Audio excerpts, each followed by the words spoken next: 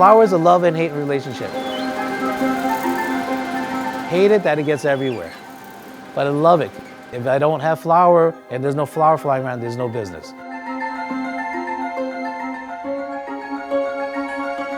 That gives you the bounce and chew and springiness, but truly the devil is in the detail.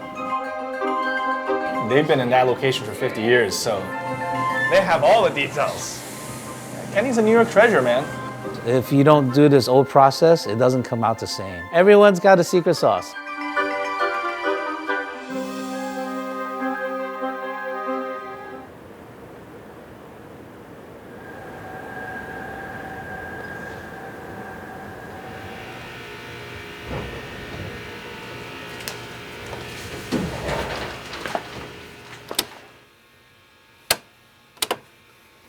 Get here at 4:30 a.m. in the morning. Thursday, 9:54 p.m.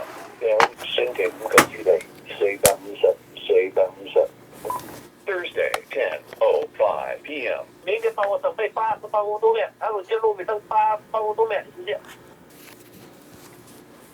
Thursday, 10. My name's Kenny. I'm the manager of Heung Noodle Company. Just last year, we celebrated 50 years of serving the community with noodles, wonton skins, and dumpling skins.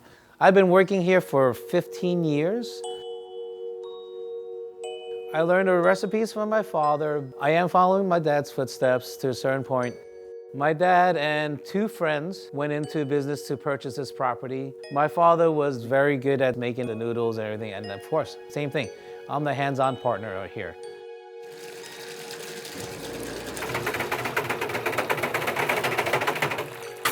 I set up the mixture for the staff so that when the time they come in, they're ready to work.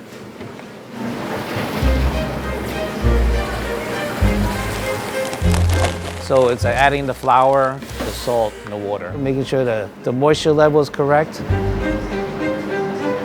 Most difficult part is actually the most important, is the mixture. There are three different types of mixtures, whether it be noodles or the dumpling skins or the egg roll skins. So different moisture level, and that's the difference. Certain ones less salt, certain ones more salt. I know the ratio in my head.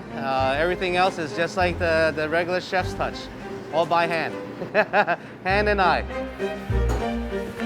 Everyone's got a secret sauce. For us, we have a mixture of dough that we always add in. If you mix it more with the dough that if it's already been made before and then already has a certain texture, when you reconstitute it, it adds more texture to it. That process makes the noodles even better.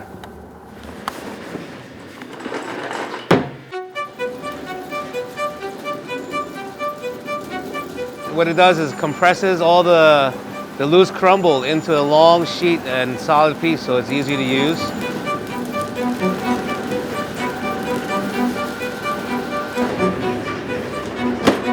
It goes back and forth, I would say at least 10 times for the proper consistency.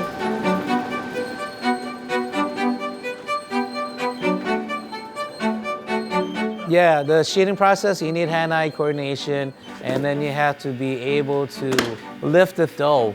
It's a constant process. That is the heaviest lifting.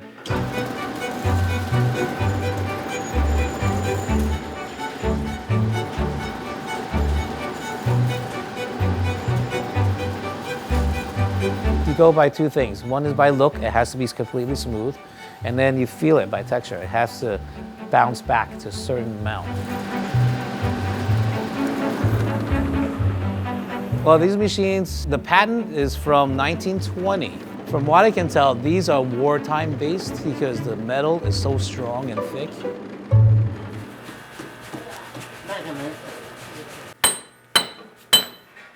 So one of our machines broke. A tensioner snapped off. I had to take out the old pin, which is very difficult. I've been in so many different jobs before. I was in grocery stores, ice cream store, banks, landscaping, hotels, restaurants. And my father said we need help because they were short-staffed. And my 2-month stint ended up being 15 years. and had to re-put in the new pin, but then I had to shave it down the size to get it into the right thickness for it. With the old machinery, no back office support, no technical support to call. It's us. It's fixed now. I'm the one that knows most of it on how to fix it and get it running. If I didn't do that at all, the machines would be sitting here and 10 of us staring at the one guy that we paid a couple $100 an hour to fix it. It's not a difficult job, but it's monotonous, very repetitive. You're doing the same thing over and over again. It's labor intensive, so it's hands-on. So, I mean, that's the hard part. I enjoy it. It's very rewarding at the end of the day. My favorite part is the final product, to be the right level, texture, and size for the customers. These are the things that you have to do it.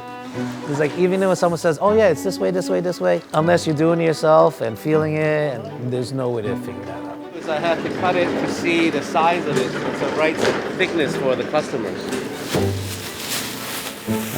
Yeah. 食過翻尋味，又薄又有嚼口，特別係佢蒸熟嗰下。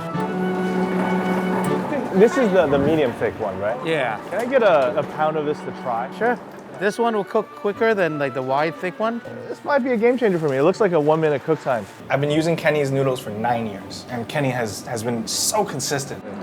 And these are the perfect noodle for soup. A little higher hydration than what you see typically, and it just it provides that chew and that springiness. It holds its sort of like structure in soup as well. Throughout each step, there's so many variances that can change it.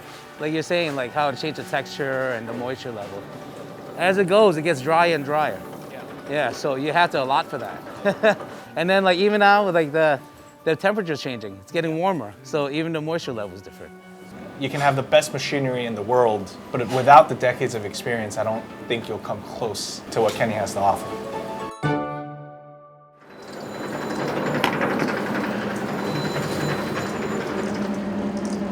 That's what I'm trying to do, trying to maintain it and keep the Chinese community around alive and customers like you guys going, you know? We need you, man.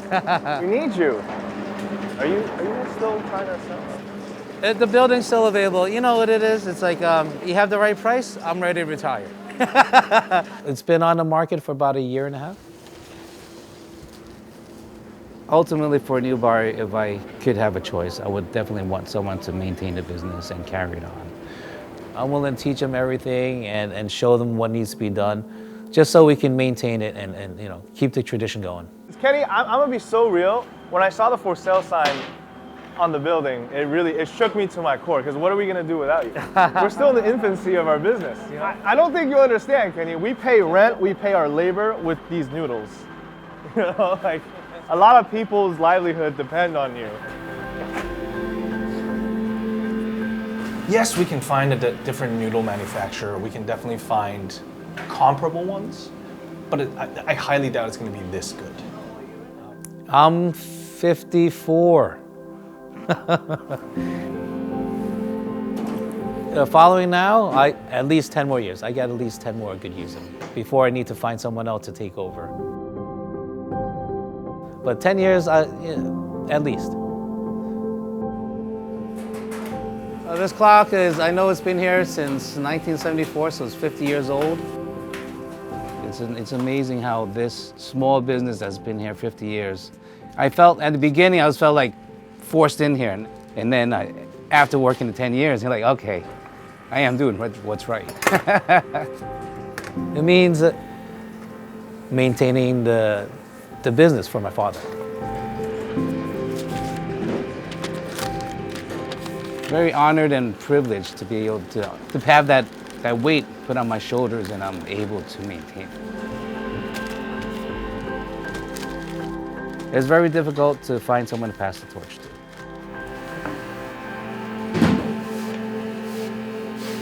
I hope I'm not the last generation.